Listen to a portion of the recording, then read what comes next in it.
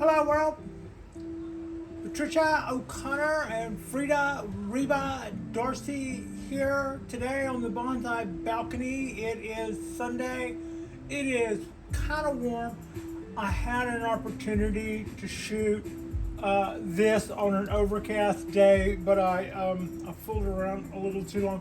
The beauty in that would have been it really makes our lighting pop whenever the day is overcast enough to where we can kind of like really see our lighting. I'm going to come down on this chair a little bit more. What are we looking at? We are looking at our oak. This is our California coastal oak. I'm Patricia O'Connor. At my side here is Frida Reba Darcy. I don't know if you can. I don't know if you can actually see her or not. She could be. But this is not a. This is not a pretend dog. Yeah, and I don't tend to make her do tricks. We're not. I know you know how to do this, but I'm just trying to get you in camera. Yeah. You're better at this than I am at asking you to do stuff. I've seen you.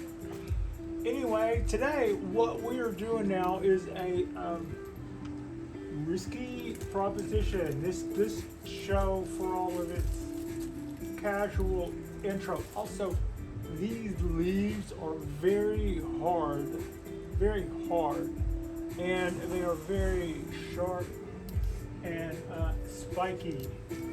So to be going in here bare-fisted, you kind of do that at your own peril. It will chew your hands up. Not like rose bushes necessarily, but yeah, it's not necessarily the easiest tree to go all hands on in. What are we doing today? What I am looking at, I don't know, hopefully I'm trying to adjust the camera angle to where that can be seen. We have a hollow feature here in this oak. Now, I've had this oak for a couple of years. We had an issue, as I always tell the story. I got this tree in nearly show shape. It was so exciting, so gorgeous, so beautiful, and it had a backstory. Its backstory was it was started from seed by a nurser some years ago, about 40 years ago. The bark would be an indication that it's got 40 plus years on. It's transitioning from this rough bark to what's a little left of the smooth bark above it. That's at about 50 years. Also, at about 50 years is when they begin to make acorns, and this tree hasn't bloomed on my watch. It's not old enough yet to start that, to start that. And I believe as a tree in development, I would be probably advised to take the blooms off when presented with that as an option. But today, what we're looking at, hopefully you can see it in here. There's a hollow feature right here. It says this is the front of the tree. It also is a really nice looking hollow feature. And when I got the tree, like I said, it was in what I would call show shape, and it was really, really good. And then we went through some Black Death thing that was terrific for me to have to watch. And every day I would cut back huge blocks of wood off of this tree that it had taken years to grow, because they would turn black since the day before when I cut off huge blocks. That was rapid. and ruthless, and really got my attention. So since then, we've been doing a little bit of rebuild, and the tree has responded. How are we doing rebuild? We're doing rebuild by cutting the tips, allowing it to bifurcate off. We cut the tips, which allows back buds. We also cut the branches back in the fall after they've had all year to elongate out. We feed the tree and we water the tree. Oaks like this especially and my cork bark oak are both same rules apply with it. Less than 50 years old, have yet to see it bloom, have yet to see an acorn. So that's kind of that same deal there. But they are both very much drought resistant, but if you water them, they will flush out, they will just flourish. They will just put out lush growth. And that's where we are at this stage of the game. Oaks also do something very commonly where they put up shoots going straight up and straight down. And I was watching some programs. I'll probably put a link to this one program. It's a local bonsai artist in the California Bay Area who's into oaks, and he answers a lot. He answers a lot of the same questions. I can remember people asking me stuff, and I would always think back to this one video that I had seen where that had answered, and it just as luck would have it, it popped up a day or so ago, and I kept it. I pulled it off to the side so that I would be able to keep it as a reference. And this person is really a wealth of information on the different species of oaks, which ones are evergreen, which ones are deciduous, which ones, and how they behave. Oaks are kind of a weird breed.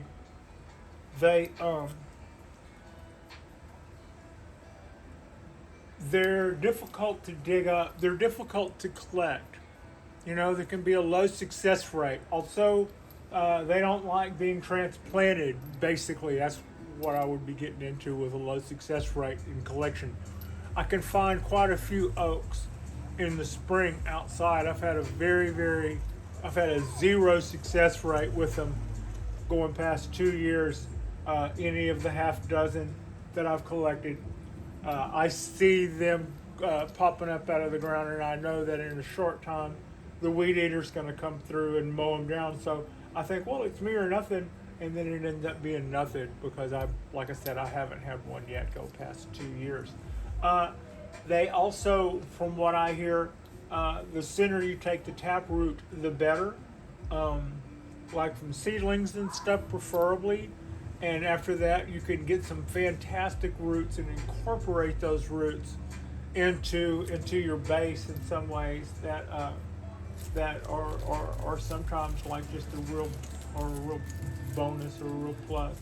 Now, this tree is, ever since I had this hollow feature, and there for a while, the hollow feature looked like a heart, and I loved it.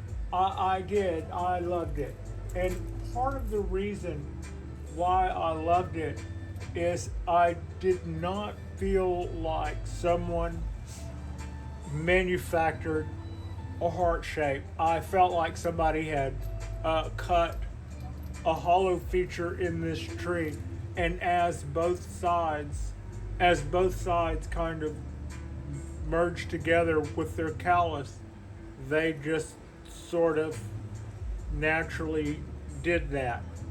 So had I seen it when someone just like cut Mickey Mouse ears and then brought it down to a point, and actually went, yeah, that's a perfect heart, and this is something for the wife or whatever, I kind of would have went, oh, that's sweet, but it would have diminished it. I actually loved that because I thought it was natural. which gets back to a thing that I have. I don't. There are things into bonsai that other people enjoy that I don't enjoy necessarily, but I'm not here to yuck anybody else's yum. So as a rule, I don't ever tend to go on about any of the things that I'm not particularly crazy about. The different, maybe this facet or that facet. I'm pretty amicable to all of it. Actually, in the most part, I don't have any hard set rules about do or do not wire, or do or do not clip and grow, or do or do not have indoor bonsai, or it's like why limit yourself? Allow yourself to have all the arrows in your quiver, all the tools in your kit, everything at your disposal, so to speak. But one thing that I did see early on that some people would do is they would, but there's always, you say, well, I don't do this, but here's the but. Early on, I saw examples where people would show off their carving skills, and while making a branch look like a piece of dead wood to tell a story of catastrophe, of age, of ruggedness and all that, can be done in such an artistic way and be beautiful, whereas a saw cut will always look like a saw cut. If you can tear that off and make it look like it tells a dramatic story, that can just truly add to the beauty. But when you see people carve things like faces, animals, or something like that into a bonsai tree, never been impressed by that. I have actually seen somebody bring a tree to an auction, and they thought that this was the pride of their fleet, and they had put years involved in years into the tree, and they had taken the sacrifice branch and carved it in to the shape of an animal, and I watched that tree absolutely fail at auction, to the shock of the person who had invested a number of years growing it and all that time and care carving that. And the person who got it as an example on their own program of how to get bargain material and turn it around, as they proceeded to undo someone else's handiwork, which is great if you know how to carve something or make artwork out of something else, and you use wood as your medium. That's awesome to have that eye, but to do that to a living thing, I do see that personally. I see that as different as making a shari or a jig. That's definitely saying man was here. That's anyway. Enough about that. But what I did love, and the reason I got on that, was I felt like that heart shape that was in there, while I loved it, I think if I tried to bring it back to that, then I'll be carving the face of something on an oak tree. It'll be the same thing to me. It'll be too derived. So the idea to me is to get a Hallow feature out of there once again, because it's closing up and I don't want to see it go away. So to get a Hallow feature in there that's more pronounced. Oh, I forgot to grab my cut paste. And then to put cut paste to it. Maybe we won't do that on the show. I'll do that off show. But really, I was just going to take a stream of cut paste and roll it up into a tiny little tube, and then go around the inside edge after I open it up. And our tools of choice today on this guy, our tool of choice is my battery operated Makita 18 volt router. I've got a raspy little carvy kind of bit on it. If you just saw that flake off, that stuff that just flaked off with my fingernail was not my fingernail. It was cut paste from where I ate through some cut paste on these guys. The last time I had this out, we were using it to clean up the cuts on here. It's loud, but then so is the neighborhood. So we'll just go with it and see what happens. I'm trying to create something that looks natural. I do not have a preconceived idea, but here's the guy we're working on. Also, good time to maybe show off. Here's our bottom branches that we've decided to allow to come out this past spring, and they're doing well and continuing to grow outwards. So everything else is continuing to grow outwards. There's bifurcation going off on this tree everywhere. It's ready to be watered, and normally I would have watered it by now. Everything else has been watered, but after I get through doing this, it'll get moved, and I don't really want to add another 20 pounds to it before I move it again. So we'll just do this, then I'll put it back where it goes, and then we'll water it. Okay, here goes. Yeah, I'll make sure that my hair stays out of the way. I know I'll scare y'all when I do this. I was raised in a steel fabrication shop, so yeah, I've seen my bangs dangling drill bit chucks before. But yeah, I kind of watch out. I tend to watch out what I'm doing. I did look for a hairband though, and didn't see one. I don't know whether or not Frida's doing something with them or what, or I suppose I'm probably losing them at work. Anyway, here we go. I'll be careful. There'll be no hair loss or bloodletting in the making of this video, and no scars on the trees that we can't get over. That's the other thing. I'm going to brace my hands up because this is kind of a big and awkward. I'm going to kind of like brace my hand up and get in here and try to do really controlled motions.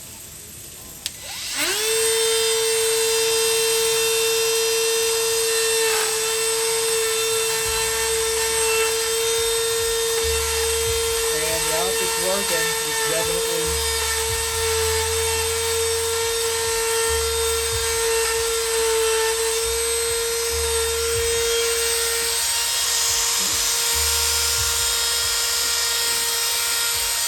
the main thing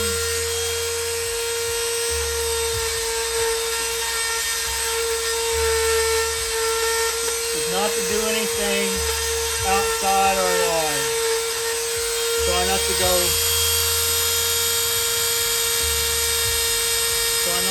ripping up the tree too much. Whoop.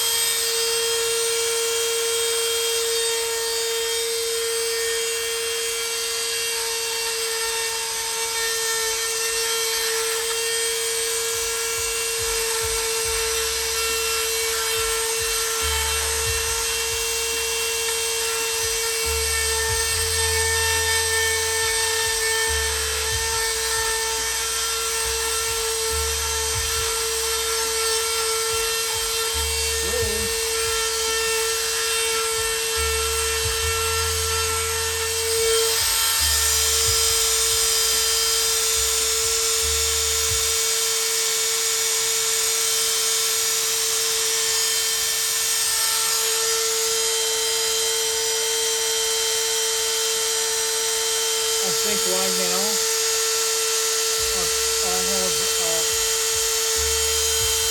I believe I've cut it down to what looks like an optimal size. Excuse me. But here's the thing. It'll, when it just starts to callus over, or when it starts to heal that over, it'll already be too small again. So I'm going to open it up a little bit more so that when we get a little bit of callusing going, will at least have a couple of years of decent looking, aesthetically pleasing woodwork. Other than that, I think the holes that I've enlarged still look pretty natural because I've followed the contour of the hole that I was left.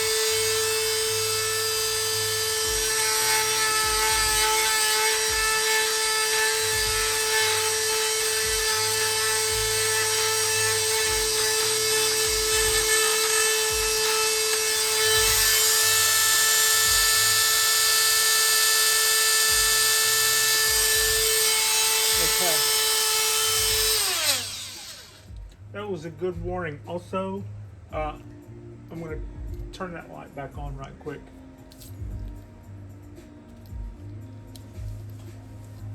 That's the 4 o'clock warning.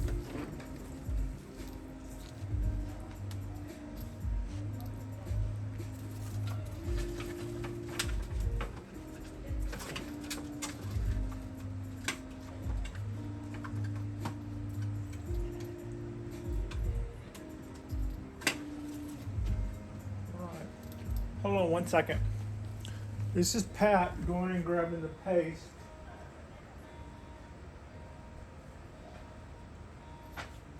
The cut paste. Yeah. We'll leave it at that. I started to grab other things like scissors and stuff, but I decided against that. Okay, now, did grab a weenie skewer, because, behold, that looks good. I didn't go too nuts. I didn't do anything that we will not get over. I did let the bit slip twice and try to go up the tree, but both times the bit wasn't sharp enough on the end to leave a mark. So I totally think I got away with that. But what's left of this? So what I intend to do is just make little sausages out of this lump here, and then just totally line the cut with it. Lick your fingers first. So oaks. They can be tricky to collect. They do not, for as tough as they are, they're not totally crazy about having their roots messed with.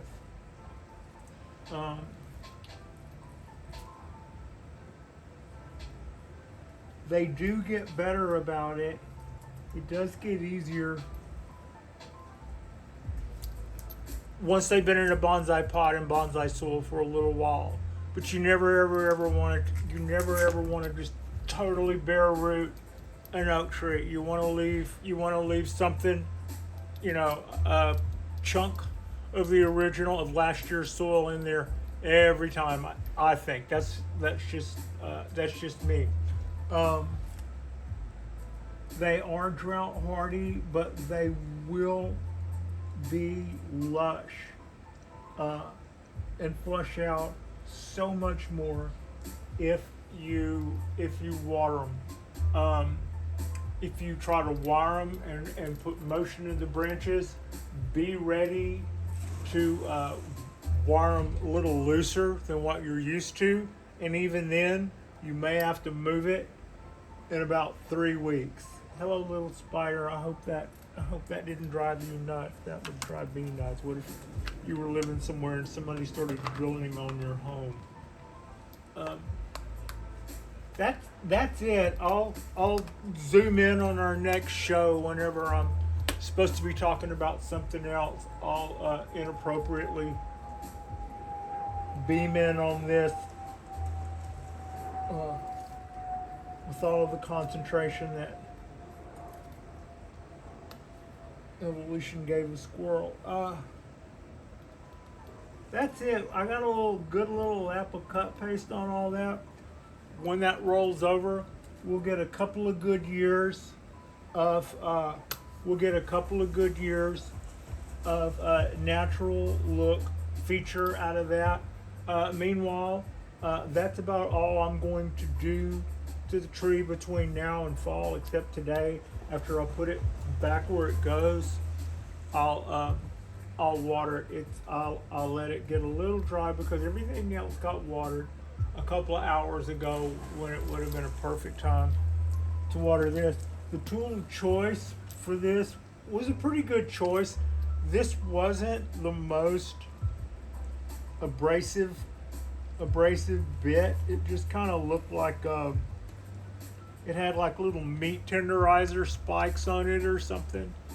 But it also, good for me, was the end didn't have anything on it. So the couple of times that I was going around the circle and it slipped up, I didn't scratch it or leave a mark, nor do I have anything that I have to put cut paste over it. So totally got away